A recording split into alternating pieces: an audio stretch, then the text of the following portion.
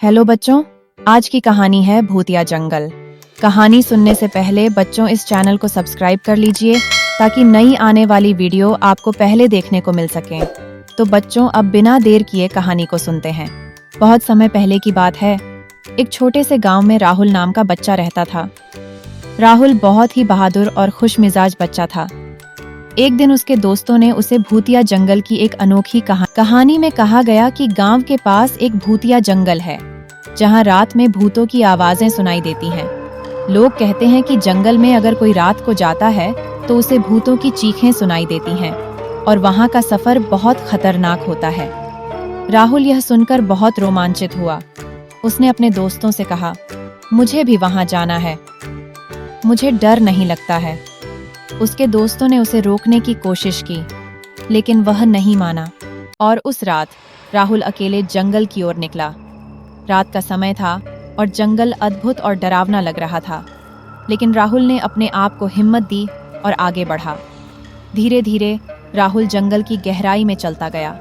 बारिश की बूंदें गिरने लगीं और हवा भी ठंडी पड़ने लगी।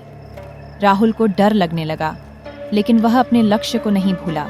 अचानक राहुल ने एक भूतिया घर देखा। घर के बाहर लटकते झूले देखकर उसके हाथ पैर कांपने लगे, लेकिन उसने फिर अपनी हिम्मत जुटाई और घर के अंदर चला गया।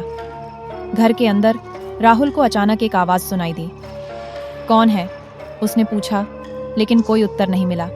फिर से उसने सुना, कौन है? ये सुनते ही राहुल के हाथ पैर ठंडे पसीने से भीग गए।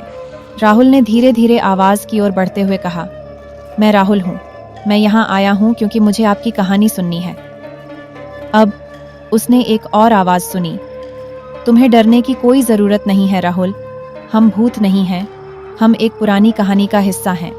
राहुल ने देखा कि आवाज आ रही है एक पुराने वृद्ध भूत की, और उस वृद्ध भूत ने राहुल को अपनी कहानी सुनाई। उसने बताया कि कई सालों पहले इस जंगल में एक राजा और रानी रहते थे। उनका बेटा युवराज एक दिन जंगल में खो गया था और उसका पता नहीं चला। राजा रानी ने उसकी खोज की, लेकिन वह कहीं भी नहीं मिला। उन्होंने तब जंगल को भूतिया कहा और लोगों को डराने लगे। फिर कुछ समय बाद वह युवराज वापस आया, लेकिन वह एक साधारण व्यक्ति नहीं था।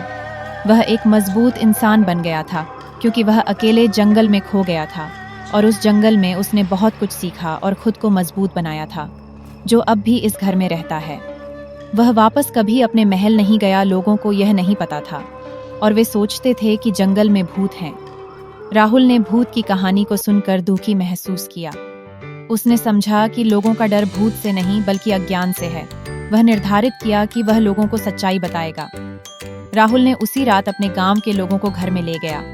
वहां उन्होंने भूत से मिला। भूत ने उन्हें युवराज की कहानी सुनाई और उन्हें वहां का सच्चाई दिखाया। लोग चौंके और दुखी हो गए कि उन्होंने गलती से भूत का डर मान लिया था। उन्होंने युवराज से माफी मांगी और उसे उनकी सहायता करने का वादा किया। यह कहानी सच में बहुत ही रोचक और दिलचस्प थी। कहानी सुनने के लिए बहुत बहुत धन्यवाद। अगर आपको कहानी पसंद आई है तो वीडियो को जरूर लाइक करें और चैनल को सब्सक्राइब कर लें ताकि आपको और ऐसी रोचक कहानियाँ मिलती रहें। और हाँ, अपने दोस्तों के साथ भी शेयर करें ताकि वे भी इस अनोखी कहानी का आनंद ले सकें। धन्यवाद।